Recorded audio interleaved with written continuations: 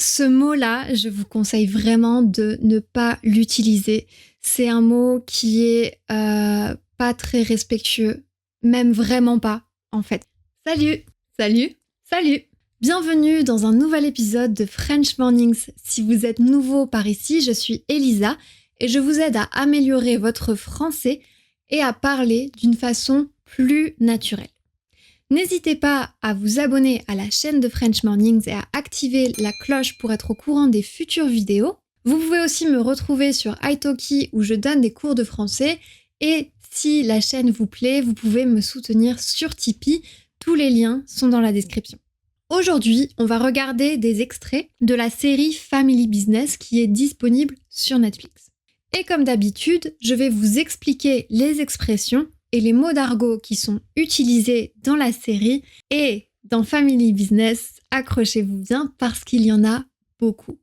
Alors, installez-vous bien, prenez un petit café, activez les sous-titres si vous en avez besoin et c'est parti. Family Business, c'est une série qui est disponible sur Netflix depuis 2019. Parmi les acteurs, on retrouve Jonathan Cohen qui tient le rôle principal, Gérard Darmon, Julia Piaton et encore plein d'autres comme par exemple Liliane Rovert que vous avez peut-être déjà vu dans 10%. Je vais pas tout vous spoiler en vous racontant l'histoire, mais sachez que dans Family Business, le cannabis a une place assez centrale.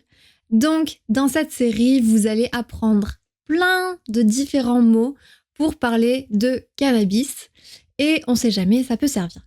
Bref, Family Business, c'est une série qui personnellement me fait beaucoup rire, mais c'est vrai qu'ils utilisent énormément d'argot, énormément d'expressions. Et justement, je vais vous expliquer toutes ces expressions en regardant des extraits de l'épisode 1 de la saison 1. Le premier extrait que j'ai choisi, c'est le moment où Joe revient à la boucherie après avoir raté son entretien pour son projet d'application. Donc à ce moment-là, il y a une mauvaise ambiance dans la famille. Ok, c'est parti. Ça s'est passé comment ? Une cata. Il a dit une cata. Une cata, c'est la version raccourcie du mot catastrophe. C'est quelque chose qu'on dit assez souvent. C'est la cata. C'est vraiment très grave. Si vous lui demandez comment ça s'est passé, vous voyez pas sa tête de tocard, là ? Alors, tocard, c'est vraiment pas très gentil comme mot. Un tocard, c'est une insulte. C'est pas une grosse insulte, mais quand même, c'est pas très sympa. Un tocard, c'est quelqu'un qui est bête, qui est stupide, c'est un incapable. Évidemment qu'il s'est planté avec son application Tunnel. Se planter. Alors, d'habitude, on utilise le verbe planter pour parler des plantes, pour faire du jardinage, par exemple. Mais très souvent, on l'utilise aussi pour dire faire une erreur. Donc ici, quand il dit « il s'est planté », ça veut dire « il n'a pas réussi », ça veut dire que l'entretien s'est mal passé. On peut aussi dire « je me suis planté, j'ai pris la mauvaise route », par exemple. Donc voilà, se planter, ça veut dire faire une erreur ou ne pas réussir quelque chose comme un entretien ou un examen, par exemple. Il a un métier en or, là, et il s'entête avec ses conneries. Il s'entête avec ses conneries. Alors, on va expliquer 2 mots ici. D'abord, s'entêter. C'est pas du tout un mot d'argot, c'est un mot courant, mais c'est un mot qui, je crois, n'est pas directement traduisible en anglais, donc c'est pour ça qu'on va l'expliquer. S'entêter, c'est ne pas changer d'avis sur un sujet. Et c'est continuer à aller dans cette direction. C'est être très têtu sur quelque chose. Par exemple, ici, Joe s'entête à créer des applications, même s'il n'arrive pas à les faire financer. Donc voilà, s'entêter, c'est l'idée de continuer à faire quelque chose sans jamais changer d'avis. Et le deuxième mot, c'est des conneries. Des conneries, c'est un mot très courant, ça veut dire quelque chose de bête, de stupide. Par exemple, arrête de dire des conneries, ça veut dire arrête de dire des choses bêtes ou bien arrête de dire des mensonges, par exemple. Et une connerie, ça peut aussi être une erreur. Par exemple, je crois que j'ai fait une connerie, je crois que j'ai fait une erreur. Ça fait 35 ans qu'il est pas bien, je t'en prie, ça va. C'est pour ça que j'y gueule dessus, pour qu'il aille mieux, justement. Je lui gueule dessus. Gueuler.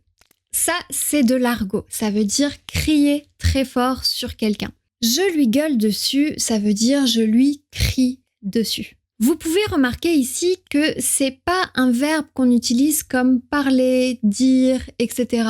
On dit je te parle ou je te dis, mais on dit je te crie dessus ou bien je crie sur toi. Et de la même manière, on dit je te gueule dessus, je gueule sur toi. Un autre verbe très proche de gueuler, c'est engueuler. Par exemple, pourquoi tu m'engueules ? Pourquoi tu me cries dessus ? Et de la même façon, s'engueuler, ça veut dire se disputer. On s'est engueulé, on s'est disputé. Alors, j'espère simplement que toi, tu vas m'en dégoter un peu plus dégourdi. Alors, d'abord, dégoter. Qu'est-ce que ça veut dire ? Dégoter, c'est un verbe un petit peu familier qui veut dire trouver. Dans l'idée de dégoter, il y a l'idée que c'est quelque chose qui est pas si évident à trouver. J'espère que tu vas m'en dégoter un. J'espère que tu vas m'en trouver un. Et ensuite, dégourdi. Quelqu'un qui est dégourdi, on peut dire que c'est quelqu'un qui a le sens pratique. Donc, c'est-à-dire quelqu'un qui sait plutôt bien se débrouiller dans la vie, qui sait facilement résoudre des problèmes, qui n'a pas besoin de l'aide des autres. C'est ça, quelqu'un de dégourdi. Ok, le deuxième extrait maintenant, c'est le moment où Joe et Olivier rencontrent Clémentine pour la première fois dans la série. Ah ouais, c'est génial. Quoi, frère, c'est Je suis vrai? un raté. Hein, Non, voilà. gars, arrête avec ça, je t'ai déjà dit. Alors, je suis un raté. Rater quelque chose, ça veut dire ne pas réussir quelque chose. Par exemple, Joe dans la série, il a raté son entretien. Donc quand il dit « je suis un raté », ça veut dire « je suis quelqu'un qui ne réussit jamais ». En français, on peut aussi dire « je suis un loser » avec l'accent français. Ou bien même « je suis nul ». Ça veut dire la même chose. C'est pas Clémentine Sandron, ça? Avec la casquette, là. Ah, gars, quelle angoisse cette meuf. Elle est bien. Attends. Quelle angoisse! L'angoisse, c'est le stress, l'inquiétude, l'anxiété. Donc, quand on dit en français « c'est l'angoisse », ça veut dire que quelque chose est vraiment pas agréable. Par exemple, « ça s'est bien passé ton voyage ?» Non, c'était l'angoisse, on n'a eu que des problèmes. On parle à 2 cm du visage, frère, c'est un vrai cafard. Mec, elle est bonne. Elle est bonne. Ce mot-là, je vous conseille vraiment de ne pas l'utiliser. C'est un mot qui est pas très respectueux, même vraiment pas, en fait. Elle est bonne, ça veut dire elle a un beau corps.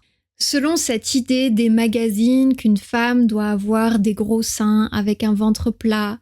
Donc, quand un homme dit d'une femme « elle est bonne », c'est qu'il regarde vraiment uniquement son corps et qu'il ne la respecte pas.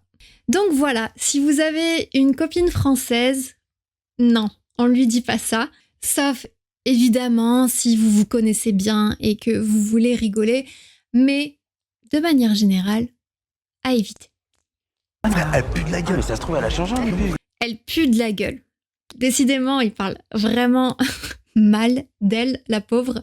Puer, c'est un verbe d'argot qui veut dire sentir mauvais. Et la gueule, c'est de l'argot aussi pour dire la bouche. À la base, on dit la gueule pour les animaux. Par exemple, la gueule du loup, la gueule du chien, la gueule du chat, etc. Donc, elle pue de la gueule, ça veut dire elle sent mauvais de la bouche, c'est-à-dire elle a mauvaise haleine. Oh putain que ça rase. Ok. Ça fait un bail, les gars. Ça fait un bail. Ça fait un bail, c'est une expression très courante que vous allez entendre assez souvent. Ça fait un bail, ça veut dire ça fait longtemps qu'on ne s'est pas vu. Un bail, c'est la période pendant laquelle on loue un appartement. Donc ça peut être 3 mois, 1 an, 2 ans, 3 ans, etc. Donc ça veut dire que c'est une longue période. Et c'est là d'où vient cette expression. Donc si vous revoyez quelqu'un que vous n'avez pas vu depuis longtemps, vous pouvez lui dire « Ah, ça fait un bail !» Oh, moi, je suis dans la mode. C'est pas vrai, mais c'est génial. Il faut trop qu'on se follow sur Insta. J'ai pas Insta. T'as pas Insta? Non. Non, tout le monde a Insta, je comprends pas. Ici, il n'y a pas de mots en français à expliquer, mais vous savez peut-être qu'en français, on aime bien aussi utiliser des mots anglais, surtout dans le domaine des technologies, des réseaux sociaux, etc. On va parfois garder les mêmes mots en anglais et les utiliser en français. Donc, on se follow sur Insta, on se suit sur Instagram. Encore une fois, on aime bien raccourcir les mots, donc Instagram, en français, on dit très souvent Insta. En fait, nous, on est sur des délires un peu plus confidentiels. Non Un délire. Un délire, c'est une folie. Mais dans ce contexte-là, ça veut tout simplement dire un truc, une chose. Par exemple, on peut dire « Ah, les films d'horreur, c'est pas trop mon truc. Les films d'horreur, c'est pas trop mon délire. » Ici, la phrase d'Olivier, c'est « On est sur des délires un peu plus confidentiels. On est sur quelque chose d'un peu plus confidentiel. » Donc en toute détente, tu fumes un ouinge. En toute détente. En toute détente, ça veut dire tranquillement, calmement. Et on va l'utiliser souvent de manière assez ironique. Ici, elle fume, ce qui est normalement interdit, mais elle le fait quand même et elle n'est pas stressée. Donc voilà, de manière assez ironique, en toute détente, elle fume. Et qu'est-ce qu'elle fume, justement? Elle fume un ouinge. Un ouinge, c'est un mot de verlan pour dire joint. Vous connaissez peut-être le verlan, c'est une façon de parler en français où on inverse les mots. Donc, joint, ça devient ouinge. Y a pas de souci, mon père il va devenir ministre de la Santé, il va légaliser la bœuf. Ah ouais? La bœuf. La bœuf, c'est du verlan aussi. C'est un peu moins évident, mais c'est le verlan de herbe. Donc, l'herbe à fumer, en verlan, ça donne la bœuf. Dans 3 mois, il y a plein de petits coffee shops qui ouvrent dans Paris. Ouais. Ça poussera comme des petits champignons, ça va être un énorme bise. Un bise. Un bise, ça vient de l'anglais. Je ne sais pas si vous avez réussi à deviner le mot. Ça vient du mot business. Si on le prononce à la française, on va dire business. Et ensuite, comme d'habitude, on raccourcit les mots, donc on garde simplement bise. Un énorme bise, c'est un énorme business. Bisous les cocos. Les cocos. Coco, ça veut rien dire. C'est simplement un petit surnom assez affectueux qu'on adresse souvent à des enfants, plutôt à des garçons. Donc voilà, quand elle leur dit bisous les cocos, c'est un petit surnom un peu affectueux pour parler d'eux. Tu crois que c'est vrai son truc de légalisation de la weed? La weed. Ici, encore une fois, on a gardé le mot anglais qu'on prononce avec un accent français. Donc la weed, ça veut dire le cannabis. Qu'est-ce que tu racontes, frère? Quel vrai? Tu vois bien que c'est une désaxée, cette meuf, mes frères. C'est une désaxée, cette meuf. Une désaxée, c'est pas une expression très courante. En tout cas, moi, je l'utilise pas. C'était un peu la première fois que je l'entendais ici. Mais tout simplement, désaxé, ça veut dire qui n'est pas dans l'axe, donc qui est pas droite, qui est pas normale. Donc, ça veut dire qu'elle est un peu folle. Et une meuf, encore une fois, c'est du verlan, c'est le verlan de femme. C'est très, très, très courant. Une meuf, ça veut dire une femme. Tu veux écouter une meuf comme ça? Attends, mais t'es malade. T'es malade. T'es malade, ça veut dire tout simplement t'es fou. On peut dire par exemple de quelqu'un c'est vraiment un grand malade, ça veut dire il est complètement fou. Merci à tous d'avoir regardé cette vidéo, j'espère que ça vous aura plu, j'espère que vous aurez appris des nouveaux mots et que vous aurez trouvé ça utile. N'hésitez pas à liker la vidéo et à me dire ce que vous en avez pensé en commentaire. Et dites-moi également dans les commentaires de quel film ou de quelle série est-ce que vous aimeriez que je parle la prochaine fois. À très bientôt.